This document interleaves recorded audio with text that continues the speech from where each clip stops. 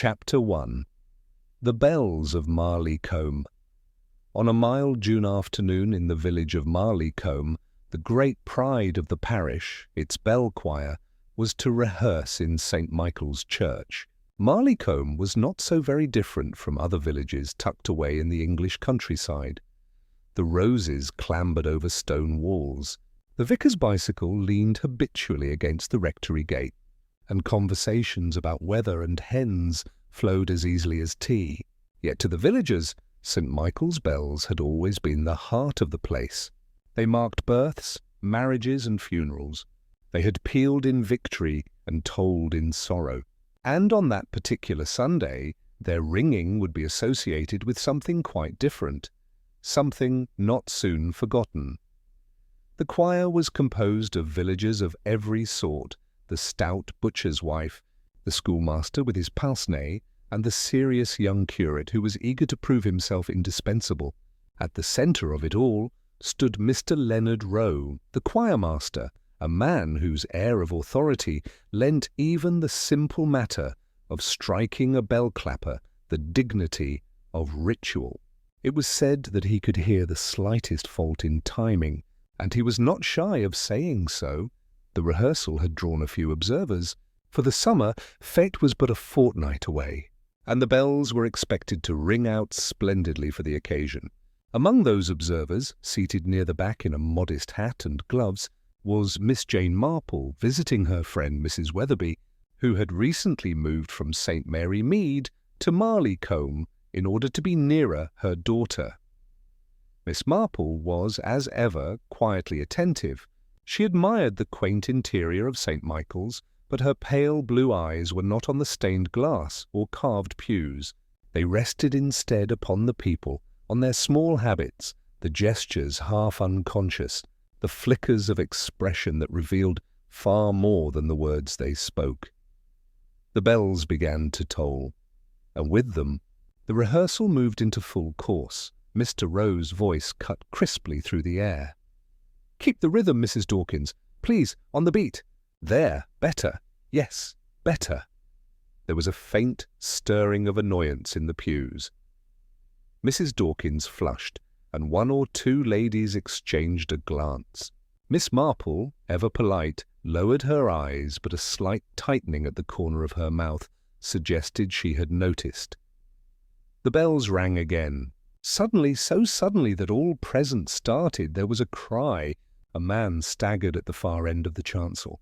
For a moment, the sound of bells drowned everything else, their reverberations clashing with the shrillness of alarm.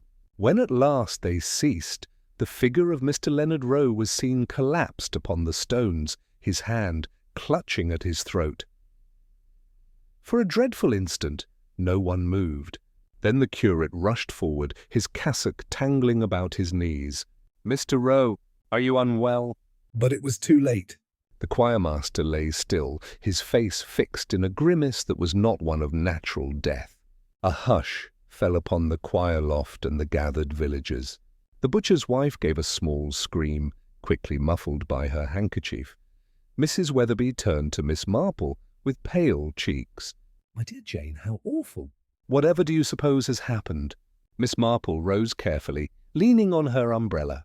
Her expression was composed, but her eyes, keen, shrewd, observant, took in every detail, the position of Mr. Rowe's hands, the overturned music book beside him, the peculiar absence of any obvious cause. "I think, dear," she said softly, "that we have just witnessed something very serious indeed." Outside, the summer air remained deceptively gentle, the roses nodding in the breeze as though nothing at all had occurred.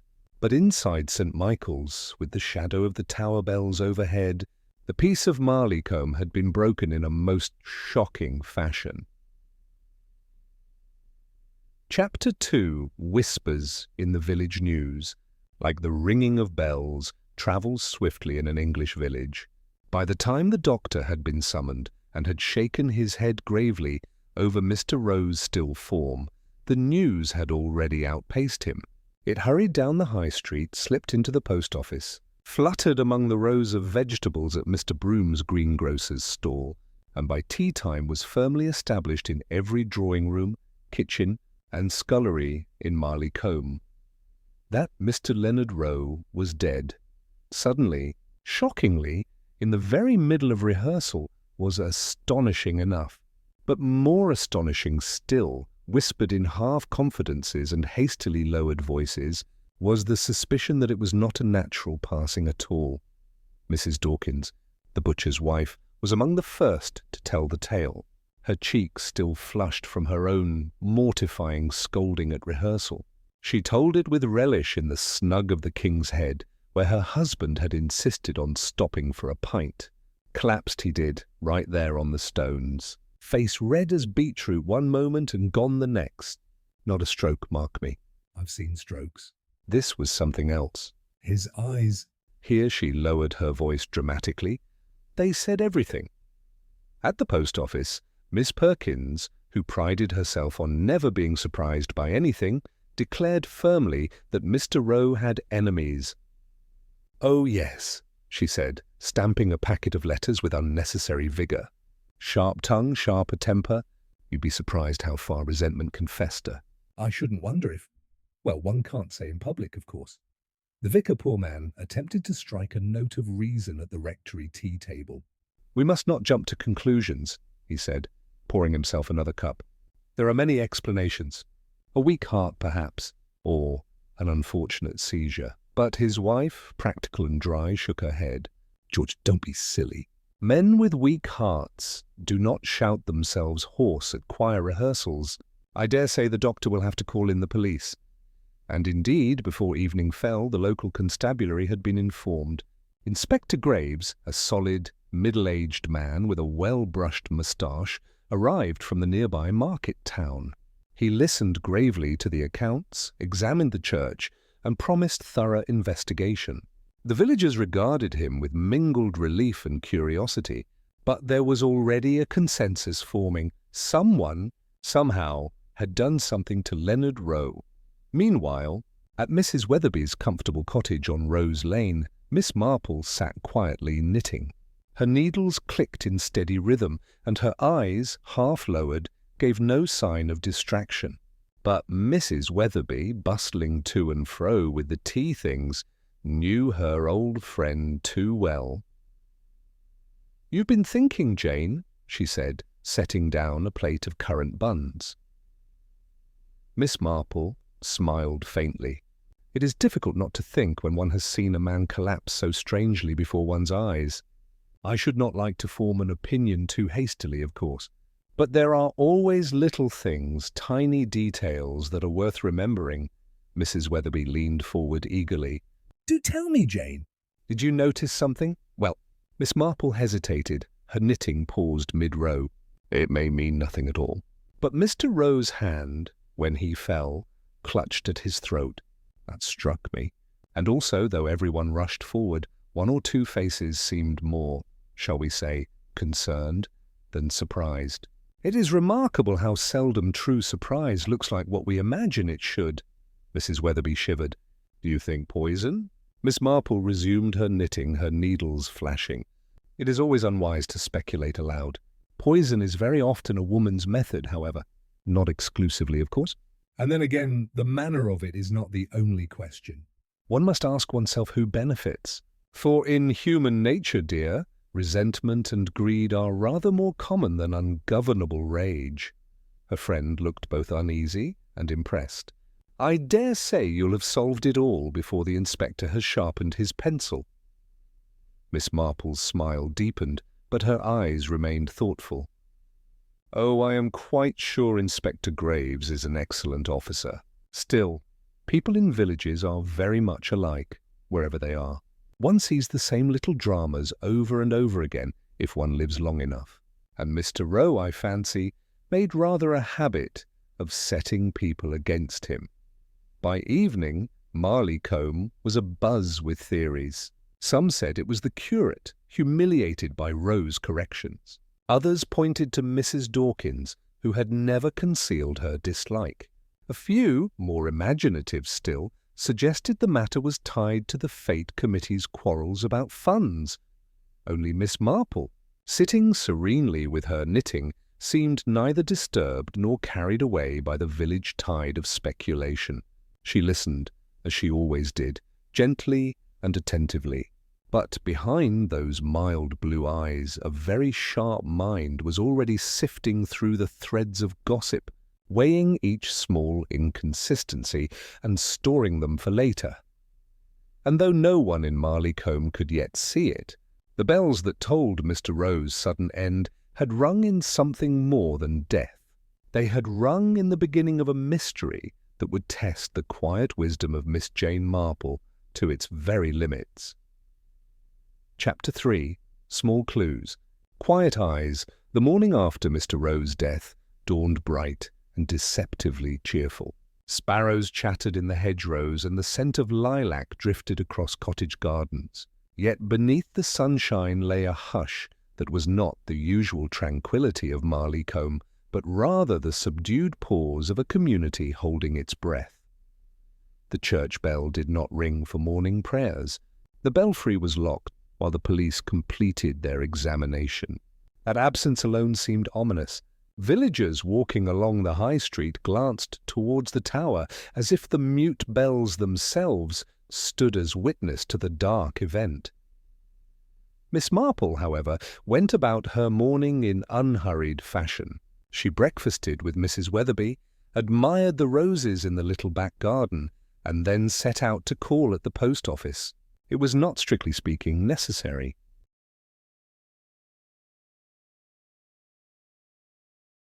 But Miss Marple always found that errands, small, trivial errands, often yielded the most telling observations. Inside the post office, Miss Perkins was in her element. She had already related her version of events 3 times that morning, each with new embellishments. "Dead in an instant," she whispered dramatically to Mr. Broom, who was waiting to post a parcel. And if you ask me, it wasn't Providence, no indeed. Providence doesn't leave a man clutching his throat like that. Miss Marple, standing a little behind with her letters, inclined her head politely. "So sudden, was it not?" she murmured. "And poor Mr. Rowe seemed in such health when last I saw him." Miss Perkins pursed her lips. "Health, perhaps, but not happiness." "People didn't like him, Miss Marple." "That's the truth. Too sharp, too ready to criticize. He made enemies." "And enemies," she added with relish, "have ways." Miss Marple's eyes twinkled kindly. "That is very true. Human nature, I suppose. But surely Mr. Rowe must also have had friends." Miss Perkins looked doubtful. "Friends? Well, the curate, perhaps." "Always scuttling after him like a schoolboy after his master." "But I never thought Mr. Rowe was fond of him. More the other way about." Miss Marple nodded, thanked Miss Perkins, and departed. She had learned long ago that people reveal more in their insistence than in their facts.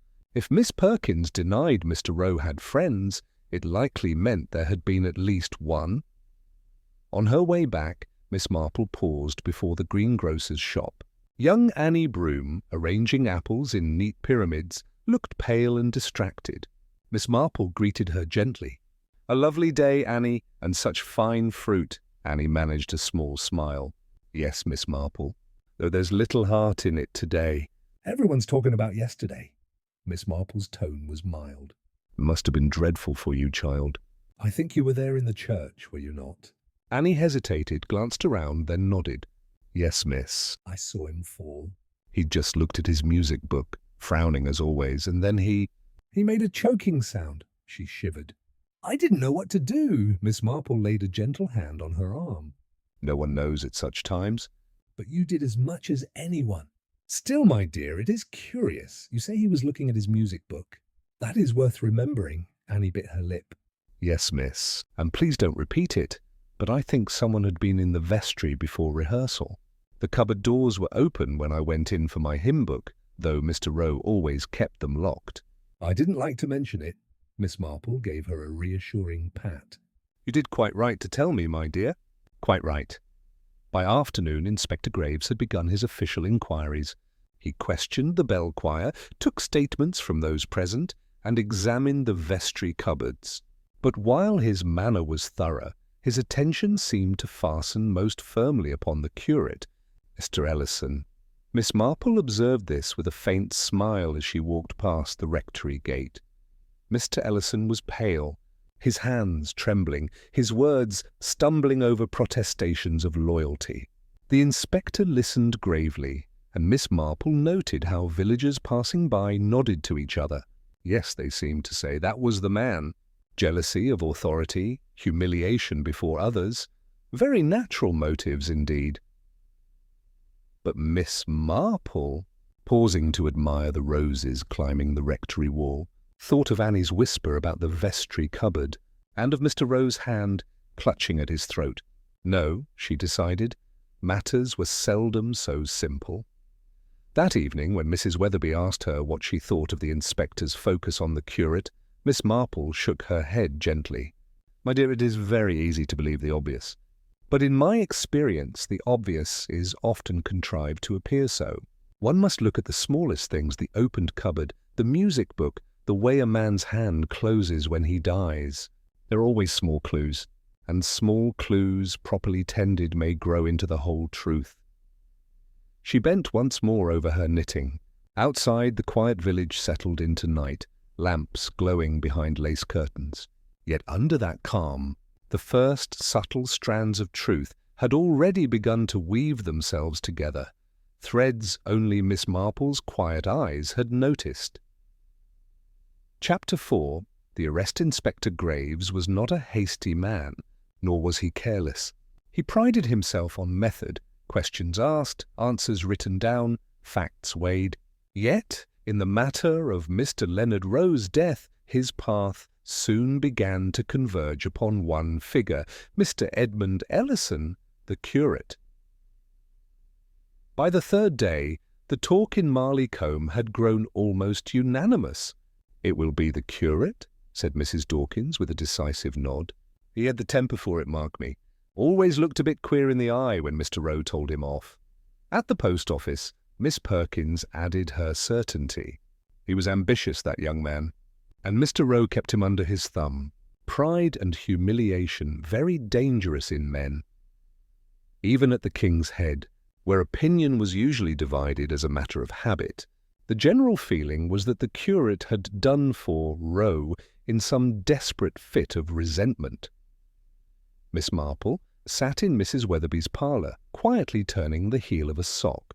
Her expression was mild, but her eyes twinkled now and again as Mrs. Weatherby relayed the latest village theories. "So you see, Jane," Mrs. Weatherby concluded, "it all fits. Young Ellison had the motive, the opportunity. Why, everyone says Mr. Rowe had threatened to have him moved from the parish." Miss Marple smoothed her wool with delicate fingers. "Yes, dear." It does all fit rather too tidily, if I may say so. Mrs. Weatherby blinked. "But isn't that what the police want? A tidy case?" "Quite," said Miss Marple serenely. "And yet life, in my experience, is very seldom tidy." The formal arrest came that evening. Villagers gathered in discreet clusters near the rectory, craning their necks to watch as Inspector Graves led Mr. Ellison out. The young man's face was ashen, his hair disordered, his lips moving in protest. "I had nothing to do with it," he cried, his voice cracking. "God knows I was no friend of Mr. Rowe, but murder—" "Inspector, you are mistaken." Graves remained impassive. "The evidence is against you, sir. The vestry cupboard was opened with your key, witnesses saw you near it, and Rowe's music book bears traces of a substance consistent with poison." "I advise you to come quietly." Gasps rippled through the little crowd. "Poison!" The word carried a chill that fluttered through every heart. Miss Marple, standing slightly apart in her neat hat and gloves, said nothing. She watched the curate's trembling hands, the way his eyes darted about wildly, the utter bewilderment on his face. To her, it did not look like guilt. It looked like fear, and fear, she knew, could mean many things. Later, over supper, Mrs. Weatherby sighed with relief. "Well, that is that. It is a horrid business, of course, but at least the police have acted swiftly." Miss Marple stirred her tea thoughtfully. "Yes, indeed." And yet, one must always ask why something is done in a particular way. Poisoning in a church during rehearsal before so many witnesses It is not the method of a man in a desperate rage. That is a thing of solitude, of impulse. This, she paused, was deliberate. Her friend frowned. And you don't believe it was the curate? Miss Marple smiled gently, but her eyes were serious. I think, dear, that a young Mr. Ellison is very unfortunate in appearances. But appearances, as you know, can be carefully arranged. She folded her napkin with delicate precision, as though tucking away her thought with it. Outside, the bells of St. Michael's hung silent in their tower. But in Marley Combe the echoes of suspicion told loudly enough, and Miss Marple, with her quiet certainty, knew that the true music of the case had not yet been heard. Chapter 5. Beneath the surface, the arrest of Mr. Ellison should have calmed Marley Combe. Instead, it seemed only to inflame curiosity. For if the curate were indeed guilty, then the matter was settled, tidy and complete. But gossip, once stirred, does not easily rest.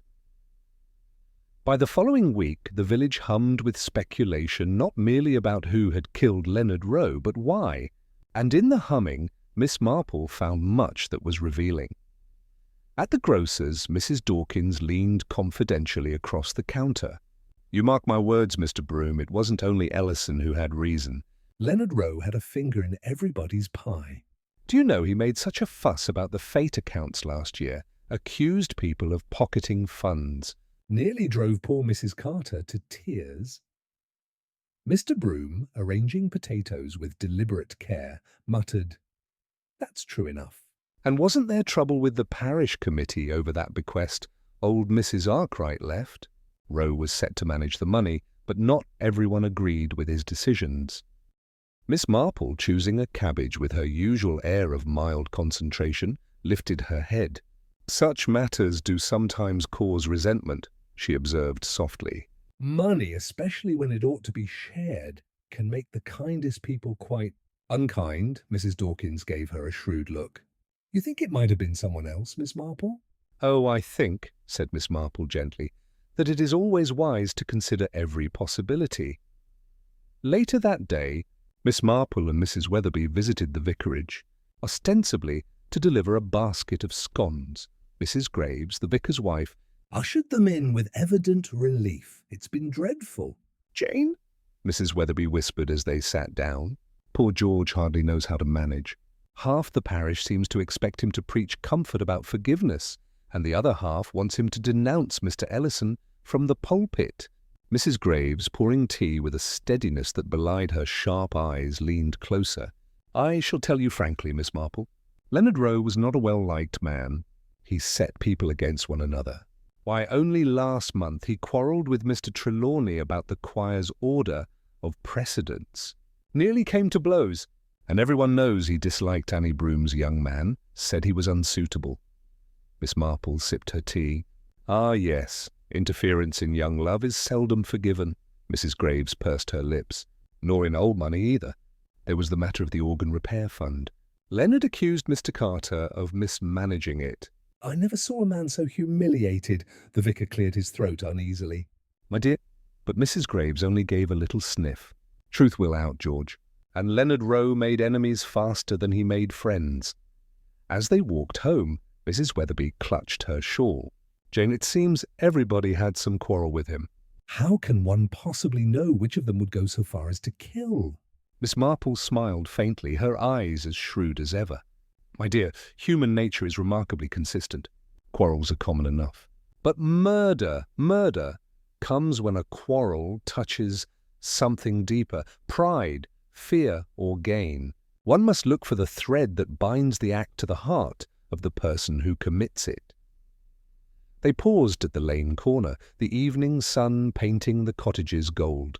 From behind lace curtains the villagers watched and whispered, each eager to see who might be accused next.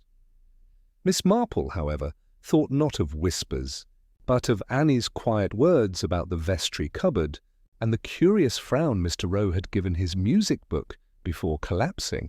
Beneath the chatter, she felt certain, lay a secret far more dangerous than anyone yet suspected. Chapter 6. The Second Shock. For nearly a week, the village of Marleycombe lived in the uneasy belief that the matter was over. The curate, poor young Ellison, remained in custody at the market town, and Inspector Graves carried himself with the quiet confidence of a man who had brought order out of chaos. And yet, even in that seeming calm, there was disquiet. The fete committee met with strained smiles. The bell choir, leaderless, practiced without enthusiasm, and neighbours lingered too long at gates, whispering that perhaps it had all been too swift, too neat. Miss Marple, of course, said nothing. She merely went about with her knitting, her eyes observant, her manner serene. The twist came on a Tuesday afternoon. Mrs. Dawkins was at her kitchen window, hands plunged into a basin of soapy water, when she saw Annie Broom running down the lane, hair dishevelled, face white. Annie burst into the butcher's shop with such wild eyes that customers dropped their parcels. "It's Mr. Carter," she cried. "The schoolmaster, he's been found in the vestry, collapsed, just like Mr. Rowe." The words flew like sparks in dry straw. Within half an hour, the whole of Marleycombe seemed gathered outside St. Michael's, buzzing like startled bees. The vicar tried vainly to hush them, but curiosity was stronger than piety. This time, though, the victim was not dead. Mr. Carter lay in the vestry, pale and shaken, but alive. He had been preparing lessons for the children's hymn practice when he felt, as he put it, a queer burning in the throat. He had staggered out, collapsed upon the flagstones, and was only saved by Annie's timely entrance.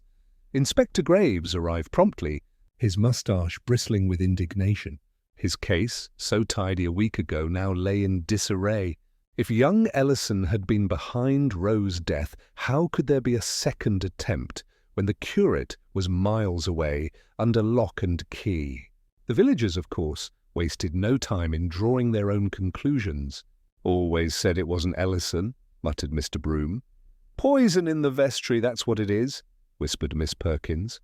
"And anyone could get at it," Mrs. Dawkins added with relish. "Mark my words, there's more to this than meets the eye." Miss Marple, standing discreetly near the church door, said little, but her eyes were very bright as they watched the inspector fume and stride about. She noticed the overturned cup on the vestry table, the faint ring of liquid staining the wood. She noticed, too, Annie's trembling hands, and the way Mrs. Graves, the vicar's wife, stood with lips pressed tight, as though keeping back more than she said. That evening, over tea, Mrs. Weatherby could contain herself no longer. "Jane, what can it mean? First Mr. Rowe, now Mr. Carter?" Surely they cannot both be chance. And if not the curate, then who? Miss Marple set down her cup very gently. "My dear, it means only this, that we are dealing with a person who has a purpose yet unfinished. Mr. Rowe's death was not an isolated quarrel. It was part of a larger design. And until that design is understood, I fear there will be more danger still." Her needles resumed their quiet clicking, but in her eyes there was no serenity now.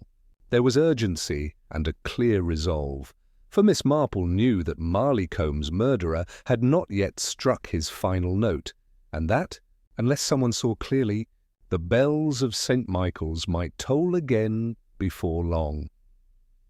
Chapter 7. The thread between them. The news of Mr. Carter's collapse spread even more quickly than that of Mr. Rowe's death. If the bells had tolled the first disaster, it seemed as though every whispering mouth in Marleycombe told the second. By Wednesday morning, Inspector Graves had released young Ellison with brusque formality. The curate returned to the rectory pale and shaken, but he walked the high street with his head held high, though many villagers avoided his eyes. Miss Marple, sitting outside Mrs. Weatherby's cottage with her knitting, observed the young man with quiet sympathy. "Vindicated, poor lamb," Mrs. Weatherby remarked, handing her friend a cup of tea. "And yet what a dreadful cloud to live under." "He will never quite be free of suspicion, not in people's minds." Miss Marple nodded gently. "No, dear. Human memory is rather too tenacious when it comes to scandal." She glanced down the lane where the vicar's wife was speaking earnestly to Annie Broom. But it is not memory we must concern ourselves with now. It is motive. Later that day, Miss Marple made her way to the schoolhouse, ostensibly to inquire after hymn practice. Mr. Carter, pale but determined, received her at his desk. "It was most fortunate you were found in time," Miss Marple said softly, seating herself primly on a wooden chair. "Yes," Mr. Carter agreed, adjusting his pince-nez with a trembling hand. "A most unpleasant experience. My throat still burns as though scorched." "I cannot think how it came about." Miss Marple's knitting needles clicked gently in her lap. "You were preparing lessons in the vestry, were you not? So curious that both you and Mr. Rowe suffered there." Mr. Carter hesitated. "Yes, quite so. Though I do not care to speculate." "Of course not," Miss Marple agreed sweetly. "Speculation is dangerous, but facts, you see, are not speculation. For instance, both you and Mr. Rowe were men of influence upon the parish committee, and both, I believe, had rather strong views about the fate accounts." Carter flushed. "Strong views, perhaps, but honest ones. Rowe had accused me of mishandling the organ fund, which I never did. I would have challenged him on it, but, well, he is dead now." Miss Marple inclined her head. "Yes, he is." "And you, Mr. Carter, are still alive, though someone clearly wished it otherwise." On her way home, Miss Marple stopped at the rectory, where the curate greeted her nervously. "Miss Marple," he said in a low voice, "you must believe I am innocent." "I was no friend of Mr. Rowe's, but I could never—" He broke off, running a hand through his hair. "And now Carter too. What does it mean?"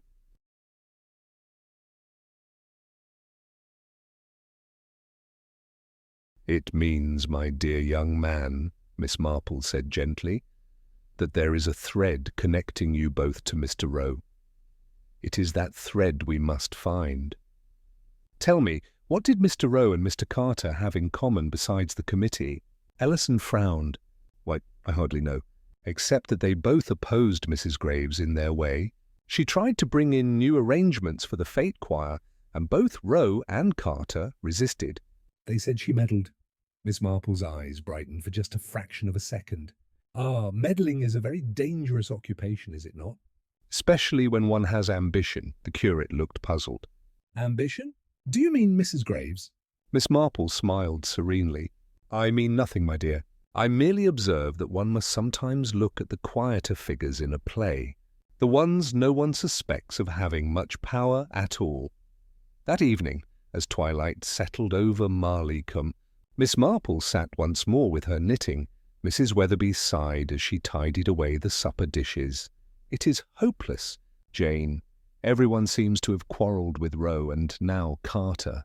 There are too many suspects." Miss Marple's needles clicked steadily. "On the contrary, dear, the more suspects there appear to be, the fewer there usually are."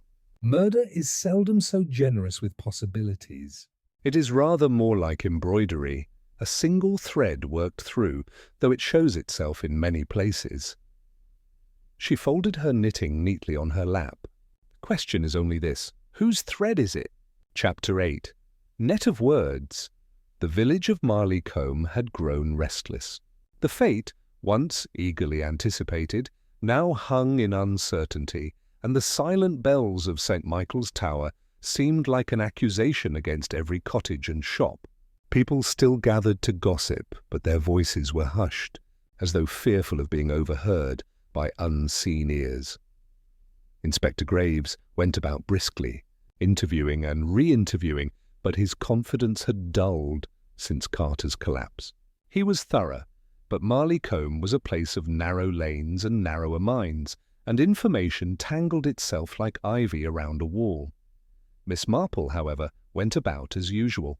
She did not press, she did not accuse, she listened. And listening, she began to place her words like crumbs upon a path, seeing who might stoop to gather them. Her first quiet snare was set at the king's head. She sat in the snug, sipping a modest sherry while Mrs. Dawkins recounted, yet again, her version of Rowe's final moments. 2 or 3 villagers listened, nodding eagerly. Miss Marple waited until the talk had reached its height, then remarked, almost absently, "So curious, was it not, that both Mr. Rowe and Mr. Carter had spoken sharply against the fate accounts?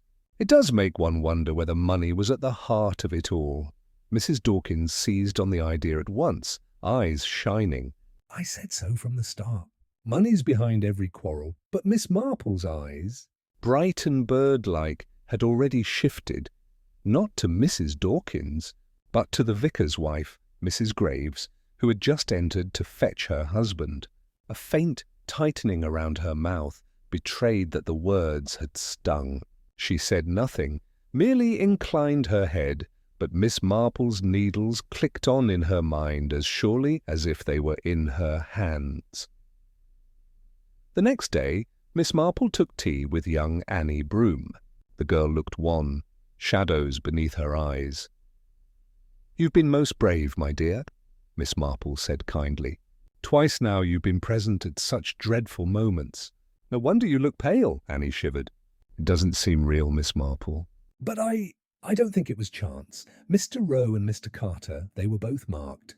Miss Marple leaned forward gently. "Marked? How do you mean, dear?" Annie hesitated. "I overheard something once." Mr. Rowe was arguing with Mrs. Graves after choir. "He said she was grasping for control, that she wanted the fate funds to put her name forward, not the church's. He laughed at her." Miss Marple laughed cruelly. "And Mr. Carter, too. He told her to keep her nose out of school accounts." She was furious. Miss Marple's expression did not change, but her heart quickened. "Anger," she murmured softly, "can be most dangerous in those who conceal it. The quiet ones, my dear, are not always the safest." That evening, in Mrs. Weatherby's parlour, Miss Marple knitted in silence while her friend pressed her for answers. "Jane—" "Do you think you know who it is?" Miss Marple smiled faintly. "I think, dear, that I am beginning to see the pattern." It is like one of those little puzzles one used to find in children's papers.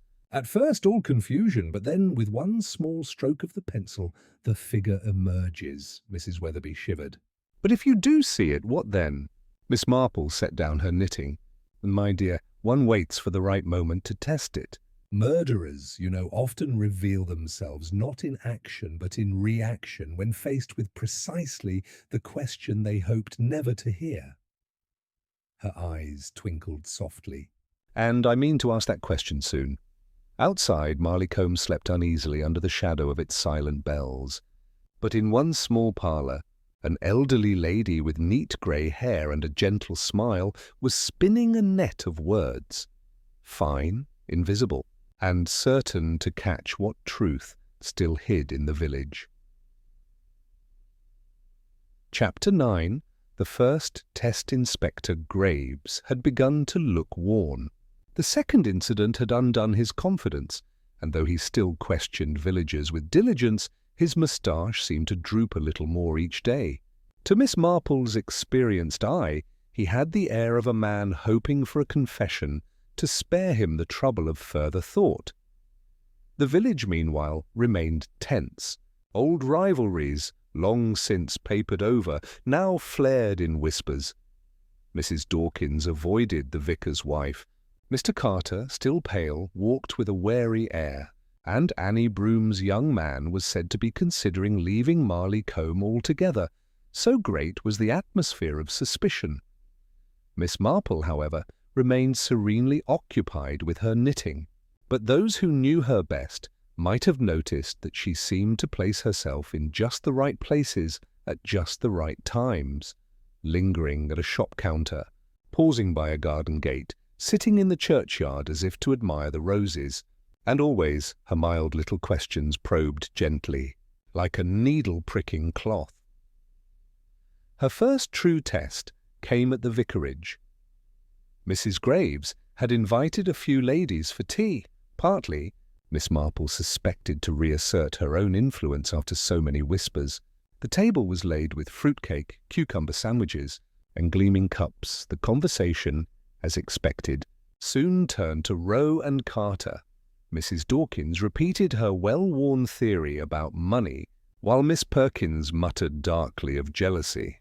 Mrs. Graves listened, lips pursed, eyes bright. It was then that Miss Marple spoke, with her usual air of mildness. "I cannot help thinking," she said softly, stirring her tea, "that whoever tampered with Mr. Rowe's music book and later Mr. Carter's cup must have known the vestry very well indeed.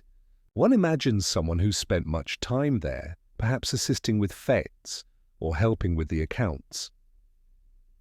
The words were spoken so gently, almost absently, that no one might have marked them. Yet Miss Marple's sharp eyes saw the faint stiffening of Mrs. Graves's hand upon the teapot, the flash of annoyance quickly veiled beneath a smile. Mrs. Dawkins, meanwhile, leaned forward eagerly. Yes, yes, that's what I've always said."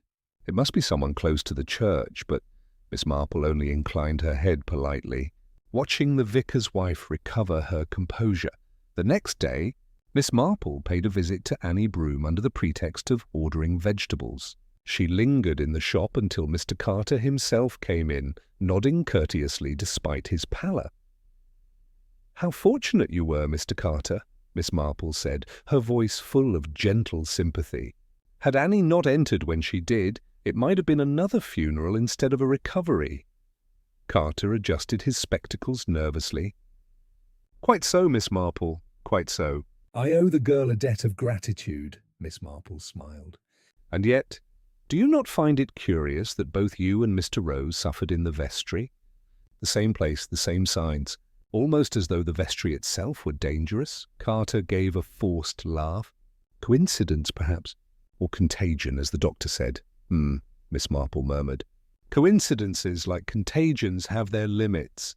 In my experience, when something happens twice, one ought to expect it a third time." She watched his reaction carefully.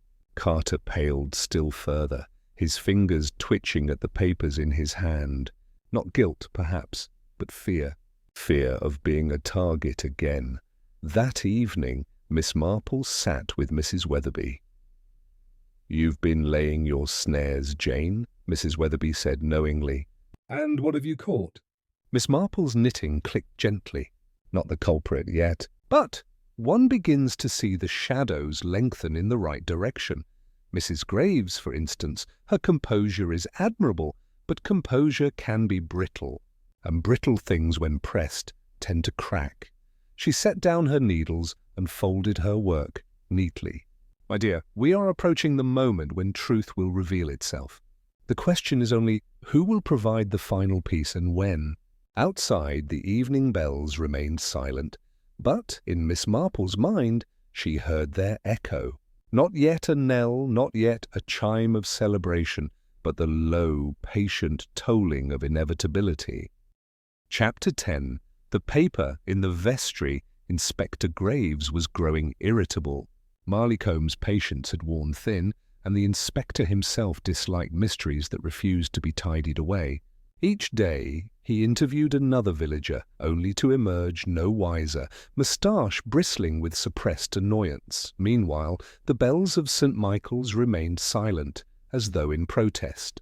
It was decided that they would not ring until the fête, if, indeed, the fête could still be held.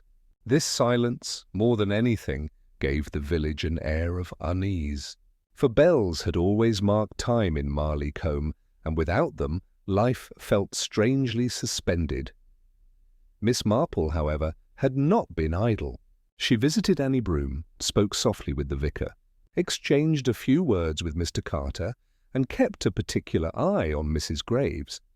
It was not in dramatic statements that she found her clues, but in the little things, the pause before a reply, the quickening of breath at an inconvenient question. The second twist came one damp morning when the verger, old Mr. Hopley, arrived at Mrs. Weatherby's door in some agitation. "Beg pardon?" "Miss," he said, doffing his cap to Miss Marple. "Who happened to be visiting." "I thought maybe you'd know what to do. I found this in the vestry this morning. Slipped down behind the cupboard." "Looks to me as though it's been there a while." He held out a folded sheet of paper, somewhat crumpled. Miss Marple accepted it with her usual mildness, smoothing it carefully upon her knee. Mrs. Weatherby leaned forward with wide eyes. It was a list, handwritten in a neat, determined script. At the top were the words, "Fate Allocations." Beneath were various items, choir robes, bunting, refreshments. Each had a figure beside it. But what drew Miss Marple's attention most was the note at the bottom. "Additional to be set aside for personal expenses," Mrs. Weatherby gasped. "Why, Jane, personal expenses?" That's irregular, surely. Miss Marple's lips pursed gently. Irregular indeed, and most curious that it should be hidden rather than presented openly.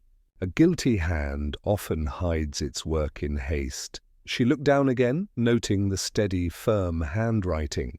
It was not Carter's nervous scrawl, nor Rowe's untidy jottings. No, this was neat, controlled, and deliberate, like the woman who had poured tea with such precise hands only days before. Later, Miss Marple carried the paper to Inspector Graves. He frowned over it, moustache twitching. "Embezzlement, eh? That's strong, ma'am. But it's hardly proof of murder." "No," Miss Marple agreed softly, "but it is motive. And if one considers that both Mr. Rowe and Mr. Carter had opposed certain decisions about the fate funds, then the paper becomes rather more suggestive." Graves looked doubtful. Are you implying Mrs. Graves? "The vicar's wife?"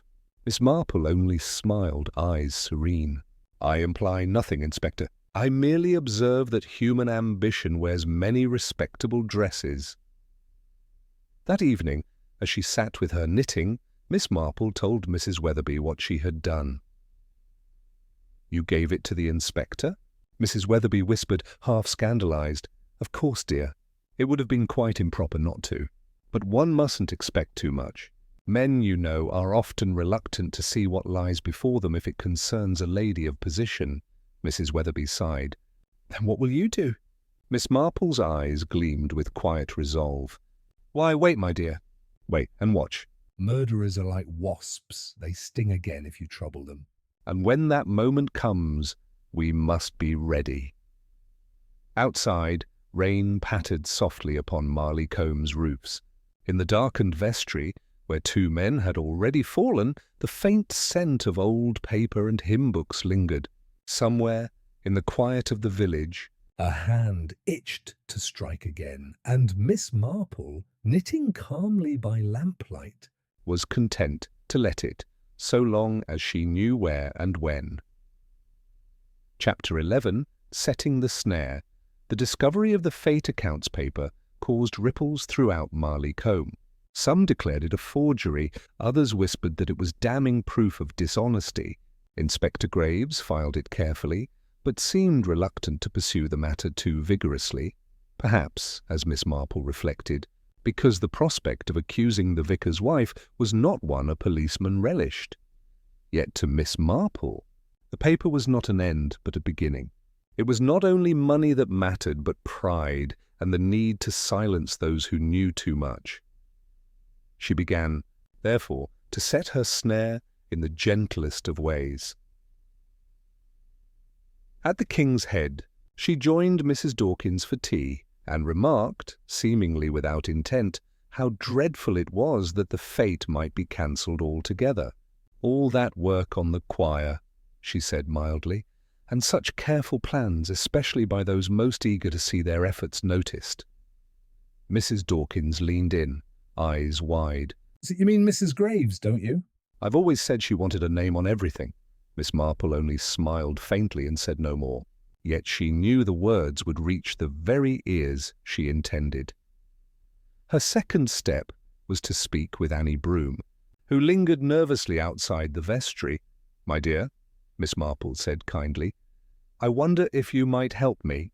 You see, I cannot quite remember whether Mr. Rowe had his music book open at the hymn. 'Rejoice the Lord is King,' or all people that on earth do dwell.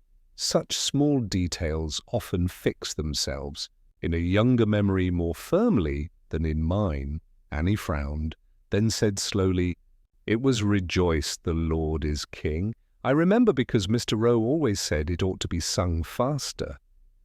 And the page had a corner folded down. "Ah," Miss Marple said softly, "yes, that is most helpful. A folded page is such a tiny thing, but it can tell one quite a lot about who last handled the book. That evening, in Mrs. Weatherby's parlour, she explained her plan in her usual calm way. "My dear, I think it is time to make a little gathering. Nothing formal, merely an opportunity for people to speak, to remember, to look again upon the place where it all occurred. People often betray themselves when the scene is restaged. They cannot resist reliving the moment." Mrs. Weatherby looked startled. "You mean to gather them all in the vestry?" "Not all," said Miss Marple, eyes twinkling. "Only those who matter. Inspector Graves will, of course, insist upon being present. And we shall see whether one person, whose name I shall not yet speak, will manage to remain composed when the truth lies so near the surface."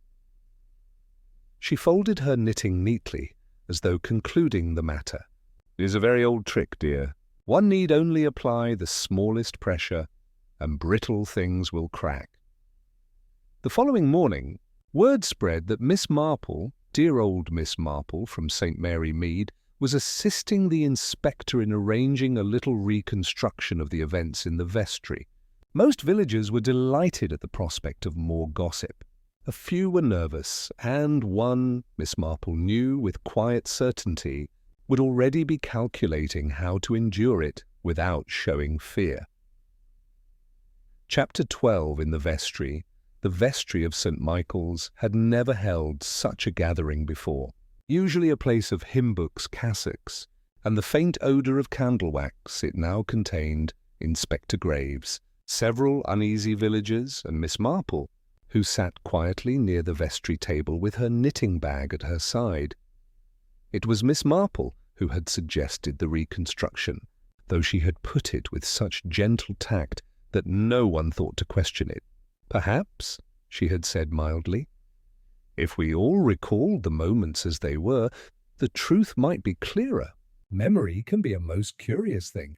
So now they stood in the little room, Mr. Carter, still pale, young Annie Broom, trembling but determined, Mrs. Dawkins eager for any excitement, and, at Miss Marple's particular request, Mrs. Graves, the vicar's wife, whose composure had been more tightly drawn of late than the strings of a harp. Inspector Graves cleared his throat. "Very well, Miss Marple, let us proceed. You saw Mr. Rowe collapse near this table, did you not?" Miss Marple inclined her head. Indeed, he had just been consulting his music book. "Would you be so good, Mr. Carter, as to sit where you did on the day of your unfortunate attack? Annie, perhaps you might show us where you entered." The villagers complied, awkward but obedient. Miss Marple's voice was gentle, her manner grandmotherly. Yet her eyes, sharp and bright, missed nothing, the twitch of a hand, the flutter of a breath. "Now," she continued, Mr. Rowe clutched at his throat. Mr. Carter also described a burning in his. Both, you see, had just handled objects, the music book, the cup. The vestry is small and such things are easily within reach, which leads one to ask, who had reason to prepare them so? Silence fell. The villagers shifted uncomfortably. Inspector Graves looked from one face to another. Miss Marple went on softly, almost as though thinking aloud. Mr. Rowe laughed at people, mocked them, belittled them. He laughed at Mrs. Graves, I am told, when she wished to have more say in the fate. And Mr. Carter, too, opposed her wishes. A woman who is crossed may endure much, but when her pride is touched, when her ambitions are thwarted, well, human nature is what it is. There was the faintest sound, a sharp, indrawn breath. Every eye turned to Mrs. Graves. Her face, though still, was white as parchment. "That is monstrous," she said at last, her voice tight. "To accuse me of such a thing, absurd. Why, She stopped, realizing too late that no one had accused her directly. It was her own protest that had placed her at the centre of the trap. Miss Marple's eyes were very mild. "My dear lady, no one spoke your name. But it is most interesting that you should think I did." Inspector Graves stepped forward. "Mrs. Graves, is there anything you wish to say?" She pressed her hands together, lips trembling. I only meant, well, everyone knows Rowe was disagreeable." And Carter too. But I would never, never, her voice faltered. She sank into a chair, shoulders rigid, as though the air itself had turned against her. Miss Marple gathered her knitting into her lap. You see, Inspector, the truth has a way of making itself plain when touched at the right angle. It is rather like holding a piece of embroidery to the light. Suddenly the pattern emerges. And here the pattern is ambition, wounded pride, and the small matter of certain fate funds. Graves looked at her sharply. Are you saying? I am not saying, Inspector, Miss Marple replied gently. I am merely pointing out, but perhaps you might search Mrs. Graves's cupboards. I fancy you may find certain powders or draughts there that do not belong to household remedies. Mrs. Graves gave a strangled sound. Half protest, half despair, and in that moment, the mask cracked. Chapter 13. The pattern revealed. It was a subdued company that gathered later that evening in the vicarage drawing-room. Inspector Graves sat squarely in his chair, moustache bristling with a mixture of triumph and discomfort. Mrs. Graves sat rigid on the sofa, pale and composed, but with eyes that seemed to dart restlessly, like a bird seeking an open window. The vicar stood by the mantel, wringing his hands in silent misery. Miss Marple, settled neatly with her knitting bag beside her, was the picture of gentleness. But when she spoke, her voice carried a clarity that silenced the room. "You see, my dear Inspector," she began, "the matter was never as confused as it appeared. Two men fell in the same place by the same means, with the same dreadful symptoms. It was not chance. It was design." She folded her hands. Mr. Rowe was the first. His music book was prepared in advance. A fine dust brushed lightly upon the folded corner of the page he was sure to consult. He was a fussy man, meticulous. The page was turned for him, and the poison, absorbed upon his fingers, then carried to his lips as he wet them, did its work quickly. Inspector Graves frowned. But Carter, his case was different. Miss Marple inclined her head. Different in method, yes, but not in intent. Carter's cup of tea in the vestry bore the same taint. A simple enough matter, once one has access to the cupboard and to the refreshments placed there. Both victims, you see, had opposed the same person on matters of money and influence. Both had dared to laugh at her. Her eyes, kind but piercing, rested on Mrs. Graves. The vicar gave a choked exclamation. My wife? "Jane, surely this is not possible." Miss Marple spoke gently. "It gives me no pleasure to say so. But the evidence was there from the beginning. Mrs. Graves was ambitious for recognition in parish life. She wished to control the fate funds, to shape the choir, to make her presence felt. Mr. Rowe mocked her efforts. Mr. Carter dismissed them. She could not forgive it. And so she determined to silence them both, one by one. Mrs. Graves's hands twisted in her lap. "You dare to accuse me, an old woman and the vicar's wife, on such flimsy gossip?" Miss Marple's voice remained calm. "Not gossip, madam. Fact. The paper you hid in the vestry cupboard, with its note about personal expenses, was your undoing. Rowe must have discovered it. Hence his cruel laughter. Carter, too, for he kept the school accounts and was not easily deceived. They threatened your ambition, and so they had to go. But ambition, when cloaked in respectability, becomes dangerous indeed." Inspector Graves leaned forward, eyes narrowing. "And you believe we shall find the means of poison in her possession?" Miss Marple smiled faintly. "I do not doubt it. A powder, easily obtained under the guise of a tonic, kept in some household drawer. Women, you know, are quite accustomed to such little bottles. One need not look far." Mrs. Graves's composure broke at last. She rose suddenly, voice sharp. "It was not murder, it was justice. They sneered at me, belittled me, made me small before the parish. I only wanted what was mine, to guide, to shape, to be heard. And they laughed. The vicar staggered as though struck. The inspector barked for silence, but it was not needed. The words hung in the air, terrible in their clarity. Miss Marple folded her knitting, her expression sorrowful. It is always so, I fear. Murder seldom springs from great evils. More often it is the small things, pride wounded, vanity slighted, ambition frustrated. A petty grievance grows until it overshadows conscience. And then tragedy, she rose gently. I am sorry, Mrs. Graves. You might have borne your wounds in silence. Instead, you let them lead you to this. And the bells of Marleycombe will never ring again without recalling it. Chapter 14. After the bells of St. Michael's rang once more the following Sunday. Their sound was bright, clear, and steady, carrying over fields and cottages as though to wash away the shadow that had fallen upon Marleycombe.